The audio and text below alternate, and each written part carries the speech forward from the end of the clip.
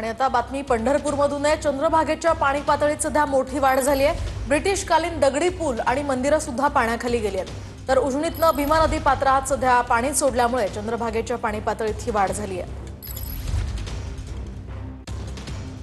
धरणातून 35,000 क्युसेकचा आणि वीर धरणातून 15,000 क्युसेकचा विसर्ग भीमा नदीच्या पात्रात सोडल्यानंतर आपण बघू शकतो की याच भीमा नदीला पंढरपुरात चंद्रभागा नदी म्हणून देखील संबोधलं जातं। याच चंद्रभागा नदीला आता पूर आलेला आपल्याला पाहायला मिळत आहे। पुंडलिक मंदिरासह इतर छोटे मोठे मंदिर देखील आता पाण्याखाली गेलेले आपल्याला पाहायला मिळतात। खरं तर 6 जुलैला आषाढी एकादशीचा सोहळा संपन्न होणार आहे आणि त्यासाठी लाखोच्या संख्येने भाविक तर पंढरपूरमध्ये येत असतात। आपण बघितलं असेल की या आषाढी यात्रेवर देखील आता खरं तर महापुराचं संकट येणार असल्याचं गृहीत धरून तयारी देखील चोख केलेली आपल्याला पाहायला मिळतं। आज आपण बघितलं तर जो जुना ब्रिटिशकालीन दगडी पूल आहे तो देखील आता सकाळपासून पाण्याखाली गेलेला आहे।